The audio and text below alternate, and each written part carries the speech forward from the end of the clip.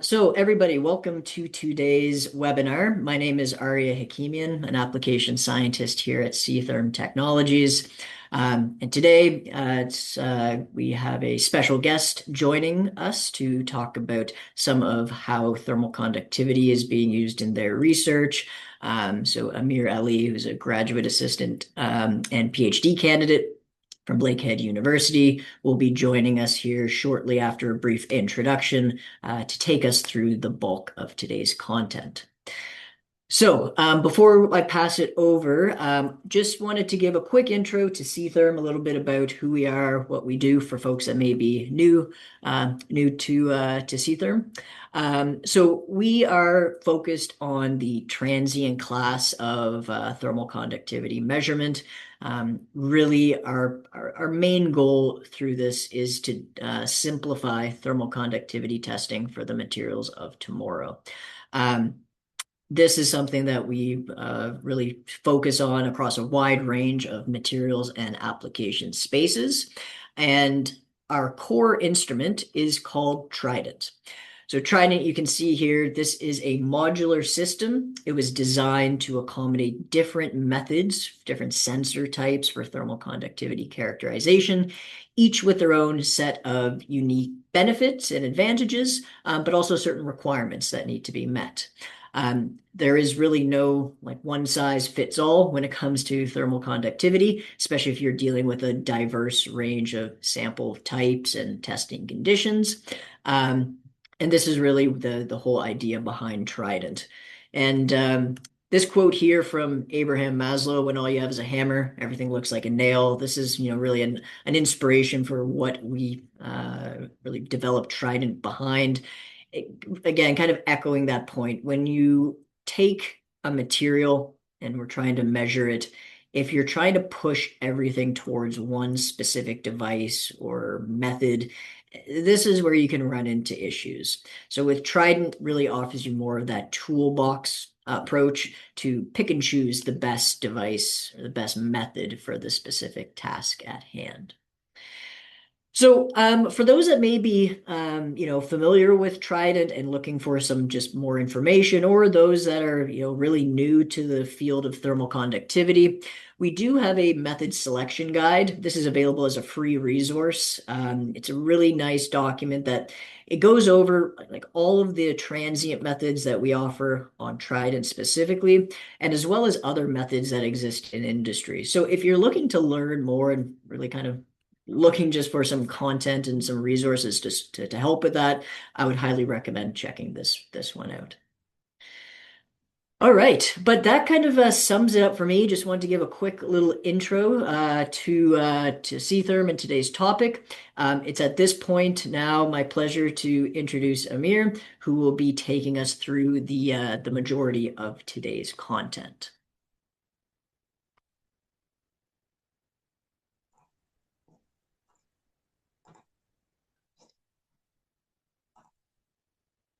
All right. Thank you, Arya, for the introduction. I hope you guys can hear me.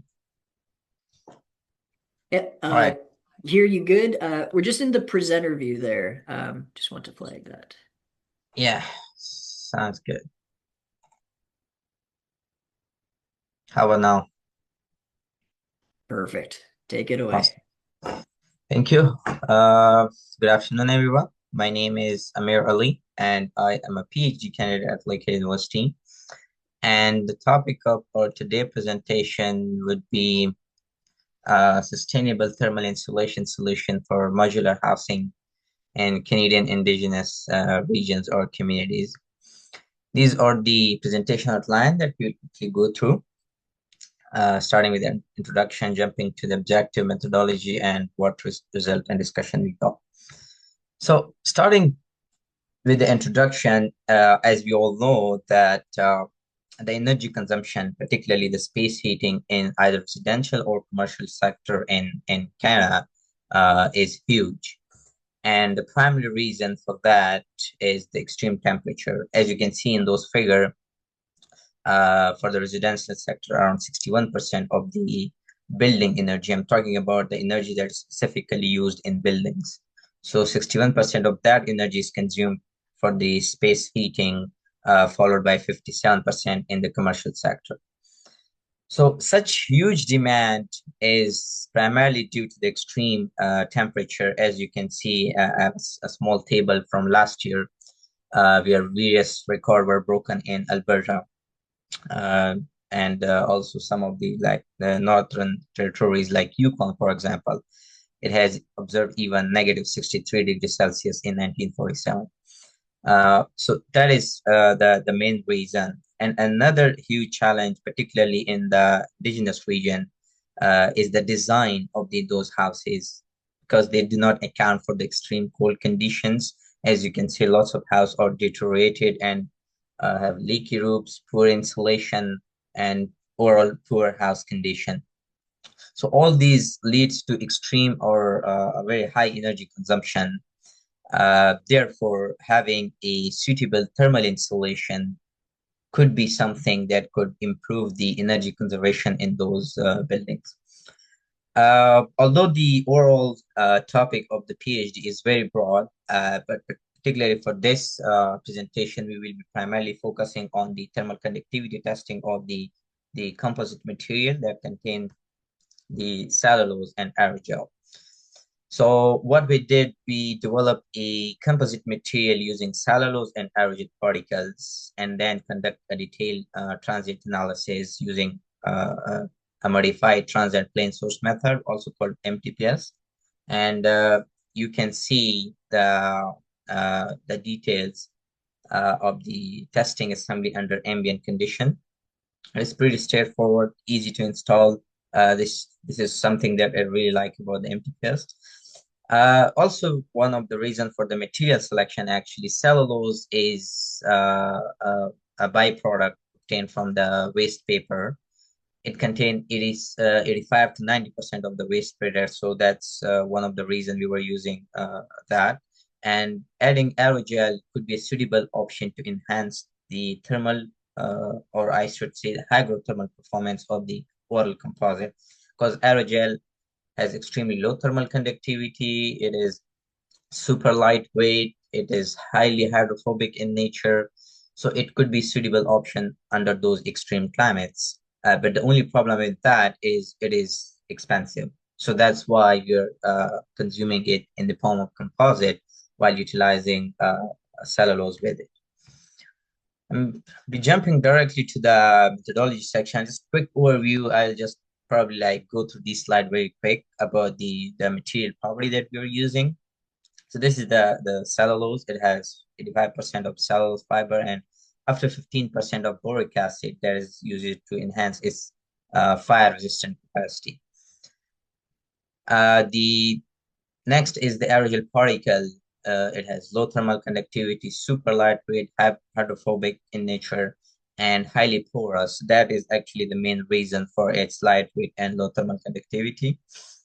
And all those properties in the table could be seen.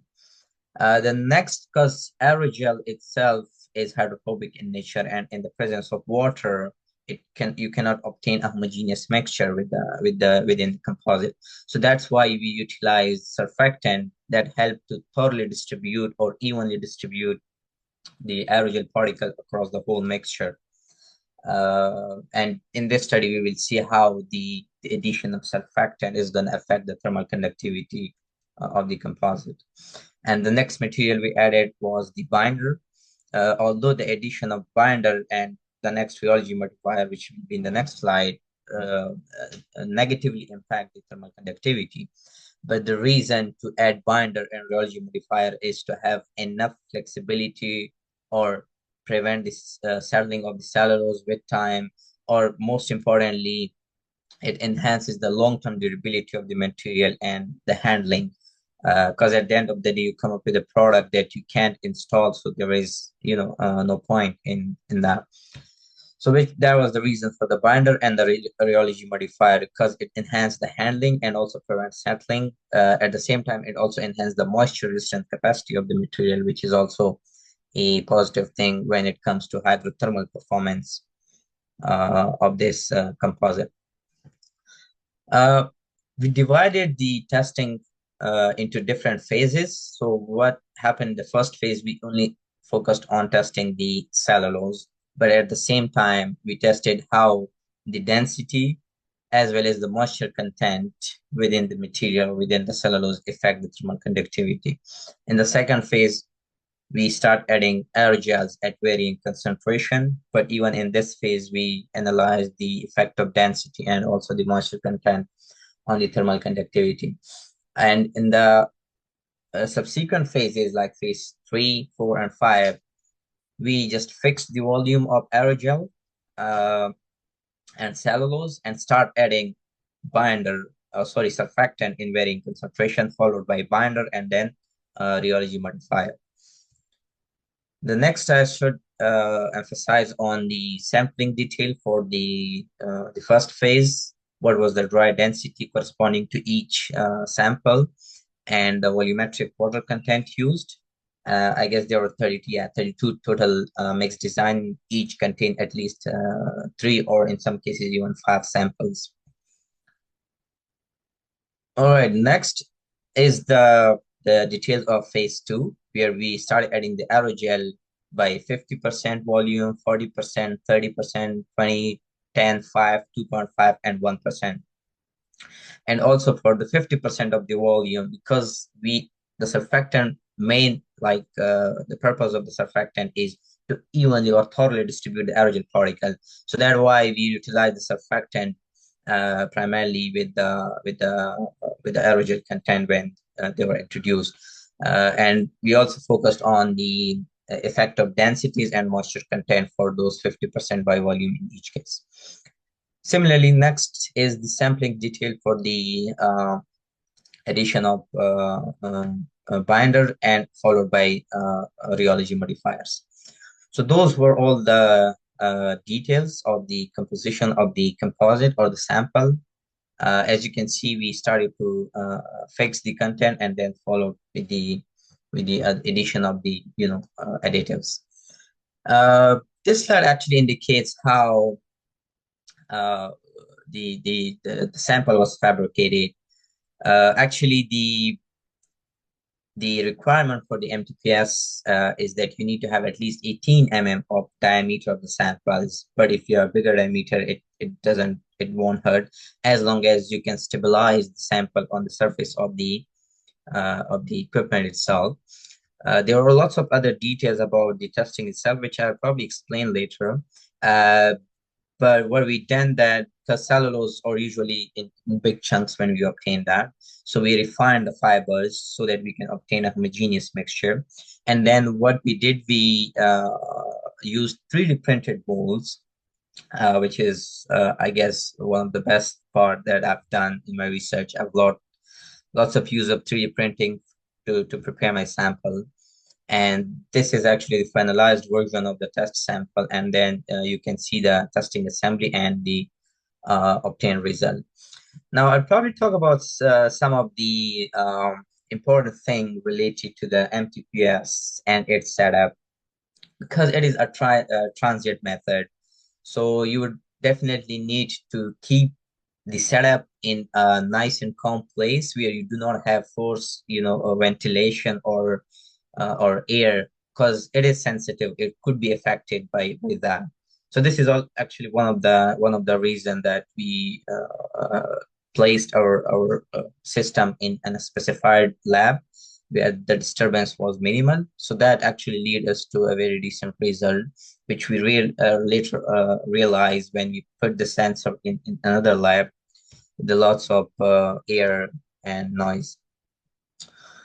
All right. I'll jump into the introductions, in the results section. So for the first phase, we observed that thermal conductivity varied significantly with the dry density, but as you can see, the start of thermal conductivity is higher than in keeps on in reducing, but at some point you got a minimum value, and after that it keeps on increasing. So this was particularly, you'll see this trend later as well, so I'll explain it here. You can probably read all the details in the mentioned reference here at the bottom. It's a published research paper in Journal of Building Engineering. so what happened that there's an effect, it's called Knudsen effect. Knudsen effect is something that when you have a material that has pores in it, so you keep on reducing those pores to a specific value unless the air molecule within those pores becomes stagnant. So that is where you'll achieve the minimum thermal conductivity. Also, the thermal conductivity for for air, for example, is significantly lower when the air is stagnant. But when the air is, let's see, humidified and it is moving, in that case, that's why when you search the thermal conductivity of air, you probably won't get a single value. It is a range of different values. And also you can see the moisture content, how the thermal conductivity vary with the moisture content. One of the advantage of the transient method is when we fabricate the sample, so the sample was fully saturated with moisture because the Trident, or sorry, the MTPS method gives you a range of different calibrations starting from liquid and powders all the way to the insulation material. So what happened when the sample was fully saturated, we were able to take the measurement at that point. And after that, we keep on the sample under the room temperature so that the moisture was evaporating, and we keep on recording the thermal conductivity every 2 hours to 4 hours. So this helps us to monitor how the thermal conductivity was changing when the moisture was evaporating from the sample. So this is actually one of the key advantage of the using a transient method, because it allows you to monitor that trend of the material. Uh, uh, yeah, the next phase is the addition of aerogel particles. As you can see for here, the same case for the use of uh, saturated density and dry density. As you can see the difference between these two. So the figure to the left is when the sample are in fully saturated form, and to the right when they are in completely dry form. And in both cases, you can see how the thermal conductivity significantly reduces with the addition of 50% of aerogel particles. And again, when it comes to dry density, of course, the effect of Knudsen effect was significantly higher when it comes to aerogel particles. Uh, Similarly, you can see the effect of moisture content between these two, although these two figures, like to your left, might be kind of close enough, like you might wonder it's not a huge difference, but when you compare the results, so compared to in saturated state, of course, compared to cellulose, using 50% of aerogel in the composite reduces around 37% of thermal conductivity, and the same was around 43% when the sample were in completely dry state. Also, the effect of varying aerogel content, as you can see in saturated and in dry case, in both cases, the thermal conductivity keeps on reducing with the increasing aerogel content. But there was also this figure that I want to emphasize, like at what point you would, for example, want to fix your aerogel content. First, it is expensive. So if you see the thermal conductivity with the aerogel content and also the corresponding dry density, you'll probably notice I've divided this into two different slopes. First, from 0 to 10% addition of aerogel content, and then 10% all the way to 50%. So the red line indicate the dry density and the black indicate the thermal conductivity. So as you can see that when you add the aerogel content from 0 to 10%, the slope of the line is significantly sharp, which means the thermal conductivity reduction is significantly higher compared to when you increase the aerogel content from 10 to 20%, which is almost double, and then onward up to 50%. So that was actually the main reason that we decided to use 10% of aerogel, because it has significant effect on the density as well as the thermal conductivity. Now we come to the phase 3 when we started the addition of surfactant to the composite. Now, compared to the previous thing where we use 50% of aerogel content, using the 50% of the aerogel content, but with addition of surfactant, the thermal conductivity was even more lower compared to the previous case. The main reason for that was the equal distribution of aerogel particles across the whole composite. So that was the primary reason for such reduction. Also, one of the important thing that I want to emphasize here, what we conducted was thermal mapping. So you added a surfactant with a target of achieving homogeneity or homogeneous mixture for the composite. But how do you know that your, for example, mixture is homogeneous? So one of the advantage of the MTPS is that you can take measurements or you can take recordings of the thermal conductivity under various points. So for example, if that is my phone and that is the sensor, so my phone is a sample, I can put the sample at this location and move it in every location and record the thermal conductivity. So as long as you can stabilize the sample on the surface, which is pretty easy, in that case, you should be able to that. So for this particular thermal mapping, what we did that we fabricated the sample of almost 3 to 4 times diameter of the other sample, and then take the thermal conductivity measurements under different location from the top of the sample as well as from the bottom of the sample. So as you can see, the table to the left corner have the uh, details where you can see the bottom two samples where we have T and B. So the T represent top and B represent bottom. And you can see the coefficient of variation is not significant because we were able to achieve that homogeneity across the sample. Similar to this case, as you can see with sample with the surfactant, there is very minimal change in the thermal conductivity, but the sample without the surfactant, there is decent change. And the main reason for that without the surfactant is because aerogel particle, kind of coagulate, or there are chunks of aerogel particle in sample. They are not homogeneously or evenly distributed. That was one of the main thing or something that I really like about using a transient method. And finally, the role of binder content in case of dry state and also saturated state for the composite, and also the finally the rheology modifier, how these things were varying. There's also worth mentioning here that we found that using up to 2.5% to 2.6% binder by volume had minimal impact on the thermal conductivity as well as the dry density. Or I should say for binder, it was around 4%, I guess. And for the rheology modifier, it was 2.5 to 2.6%. So that was something that was found suitable. But of course, these two guys were primarily added for enhancing the handling of the composite. So in order to know if it does its job, you have to conduct, for example, a mechanical study of this composite just to find out that it has enough rigidity in your composite. Uh, so that the previous up to the previous was something that is already and you can find that in the published manuscript, which is mentioned in here in Journal of Building Engineering. But what else that we are planning to do or already done was achieving the thermal conductivity of the composites, all those test specimens that has been described previously, under different temperature and different humidities.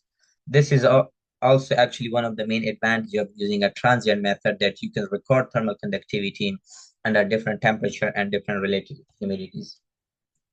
And these are the details of the testing sample that we use for the second objective, and range of temperature and relative humidity that we have used. And you can see the testing setup, that we have a humidity chamber. We placed the MTPS sensor in there with our sample and recorded our temperature like that. But the only important thing to focus on this at this point, when you are varying the temperature and the humidity, is to achieve thermal equilibrium or isothermal condition, not only for your sample, but for the whole setup. Which means that you have to keep the sensor and your sample within that temperature, within that particular environment, with some specific temperature that you're targeting, with specific humidity that you're targeting for a specific duration, so that you achieve as a thermal condition within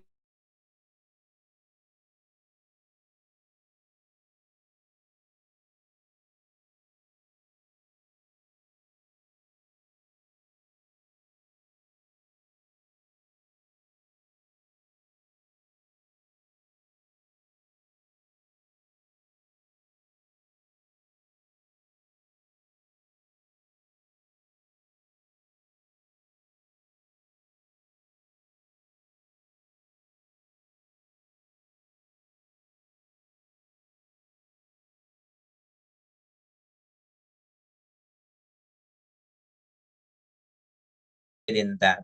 Let me.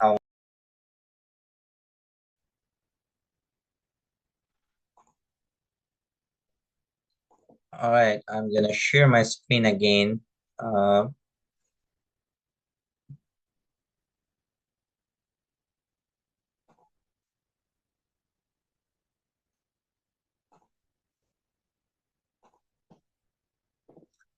all right, I don't know, for some reason the Zoom just quit and restarted. Anyways, I hope I'm still audible to everyone. But yeah, thank you, Arya. So what happened that yeah, like, you need to focus on achieving as a thermal condition. This way you will be able to obtain the required result. Because if your sensor, the top of your sensor is at different temperature, your sample is at different temperature. In this case, you probably ended up getting, error in your results. Yeah, some of the results that were still under writing and developing, how the thermal conductivity varied with the temperature, and also how the addition of aerial particle has impact on the thermal conductivity. As you can see, you probably would find lots of similar details in the literature, which we kind of considered is as a validation of a result, that the thermal conductivity was varying linearly with the temperature, which has been reported by several researchers in the literature. As you can also see the R square, which is quite linear, and also how the relative humidity altered the thermal conductivity. We have observed that changing the relative humidity from 30 to 75% linearly or does not significantly alter thermal conductivity, but when we increase the relative humidity from 75 to 100%, so in that range, it was substantial increase in the thermal conductivity. And the main reason was because of the utilization of the cellulose fibers. Cellulose is hydrophilic in nature; it absorbs moisture or water. So that was the reason for the homogeneous cellulose. The increase was significant, but when you use 50% of aerogel, for example, which is highly hydrophobic in nature, it is water repellent or water resistant, you can see that the increase was 42% when you increase the increase in thermal conductivity was 42% when you increase the relative humidity from 30% to 100%. Yeah, so these were the references that I used to develop this presentation, and I would like to acknowledge Lakehead University and our research group, which is Structural and Wind Engineering Research Laboratory at Lakehead University, and also INSERC for providing funding for this research. And I would also like to acknowledge the companies, the Cabot for providing aerial particles, and also the other three companies for providing the surfactant, the binder, and the rheology modifier for the research. With that being said, thank you for your time, and feel free to post your question in the Q&A. Awesome.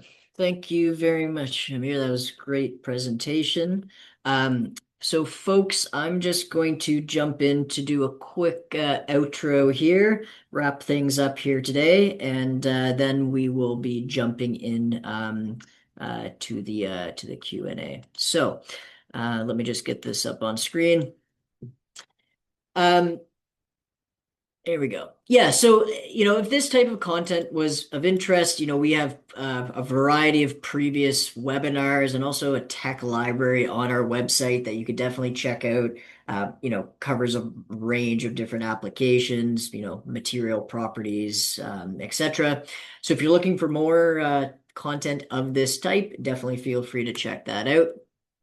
I'm going to make note of a few upcoming webinars sessions that we have already booked in.